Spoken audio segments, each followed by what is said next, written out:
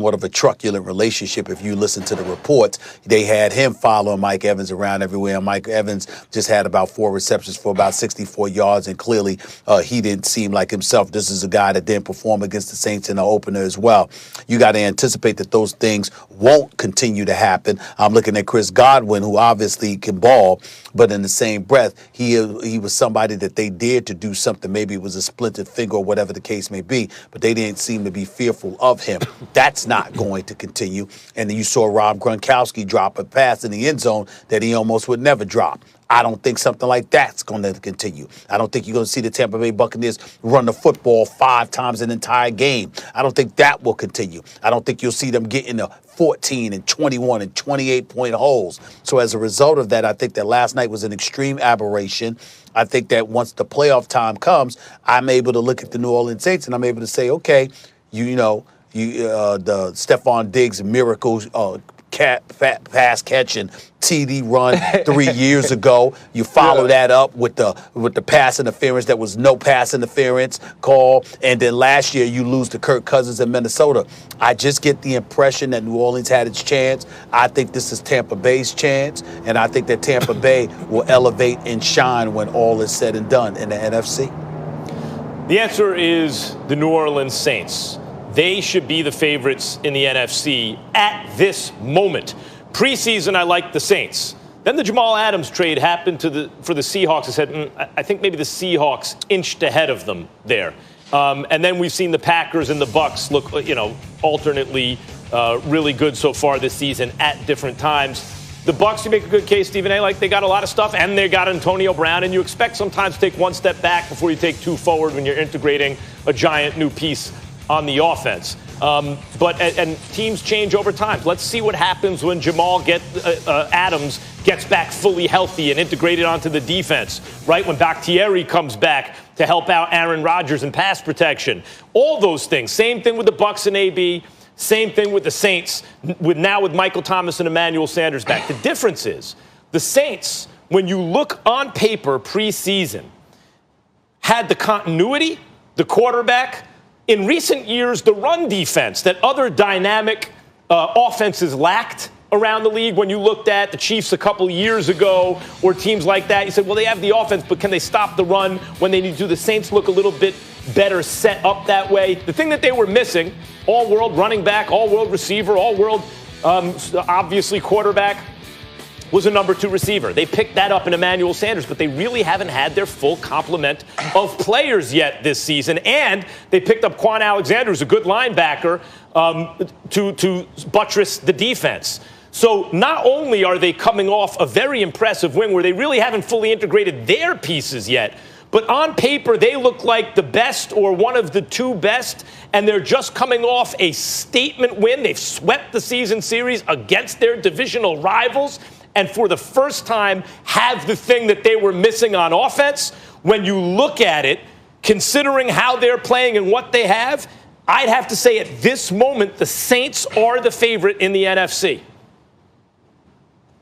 Man, listen, I was on the Tampa Bay train, and here's why I was. Because I thought to myself, the Saints will be better than Tampa Bay at the beginning of the season. And then Tampa Bay will continue to ascend as they get the chemistry, as they start to come together, and they'll be the best team. But Tampa Bay is kind of riding this roller coaster. And so then I look back at the Saints and I start to think, why did I believe that they would win the NFC South in the beginning of the season? It wasn't actually because of the offense. It was because I thought they would have a championship-level defense. I thought that Malcolm Jenkins would come over and be very good in covering tight ends. I thought that outside Janoris Jenkins and Marshawn Lattimore would be excellent 1 and 2 corners, and that they had a very good nickel in C.J. Gardner-Johnson. We obviously knew what the front was. We know Demario Davis is an all-pro. And so, but as the season was going along, they weren't playing defense. And then you saw them kind of like eke out wins over teams that we didn't really consider very good. And obviously they had the 2 losses early on in the season. And so now you go back and you look at that. You say, yeah, they eked out a win over Chicago in Chicago. But that same Chicago team beat the Tampa Bay Buccaneers. And then you go back and you look at the loss to the Las Vegas Raiders, which was ugly. It was in prime time. It was on Monday Night Football. You know, you couldn't necessarily believe that the Raiders looked so good against the New Orleans Saints. And now looking at the Raiders at 5-3, you say, you know what? That's not a bad loss. And then Aaron Rodgers is cooking and they get beat 37-30, and you say, well, Aaron Rodgers is one of the top teams. And so I look at the NFC and I think to myself, the two best teams, when you look on paper and when you see what the season has gone, you would think that they probably are the Tampa Bay Buccaneers and the New Orleans Saints. And when I look at those two teams, one thing stands out. They've played 2 times, and the New Orleans Saints have won both times. And honestly, the first game was actually closer in score than it was on the field. And you do look at Mike Thomas coming back. You see Emmanuel Sanders coming back and what they add to this passing game. And then you realize they probably have the best all-around back in football, and that's including Christian McCaffrey and Alvin Kamara. And when the team plays like they played last night, right? Not this team that doesn't push the ball down the field, not this team that doesn't get the stops.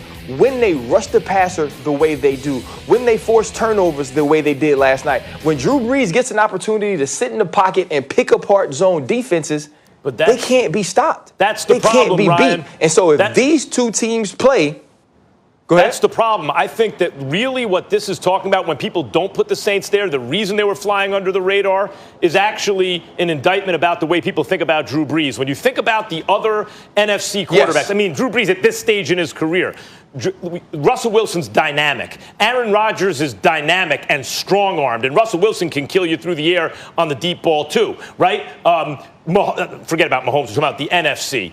Tom Brady, whatever you want to say, still has a strong arm, right? Like you think of him as a strong-armed quarterback. Brees we think of as, not quite a wet noodle yet, but it's starting to get to that territory. It's dink and dunk.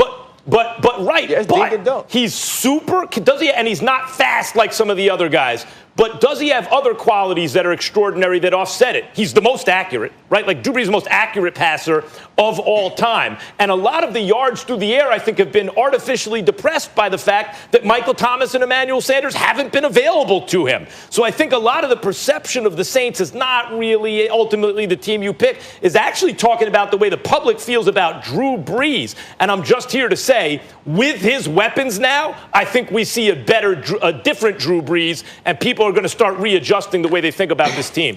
I have no idea whether you're even capable of giving a quick answer to this question, but I'm going to try, Max Kellerman.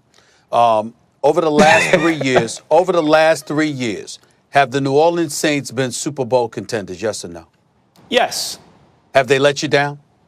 Yes. Thank you. How many strikes do you get? They didn't have a number 2 receiver. I'm just saying, there's 3 strikes. No one's questioning the greatness of the New Orleans Saints in terms of their talent, what they can do against whom. The point is that you only get but so many shots. We've lamented this on many occasions, especially you, Ryan, as a football aficionado that you are. Listen, you do get to a point. You do get to a point where it ain't even about your talent. It's about the fact that you had not 1, not 2, but 3 separate chances, and you couldn't get it done. So I'm just looking at it, but if that's the case, Stephen, that's where I'm at. I'm sorry, Ryan. Go ahead. I apologize. Yeah, in your sport, though, you got it, Stephen. In your sport, though, you can say the same thing about a guy like LeBron James. It was time after time that he was getting there, and he wasn't winning. No. And Can I retort? And then let me respond to that. I disagree with you.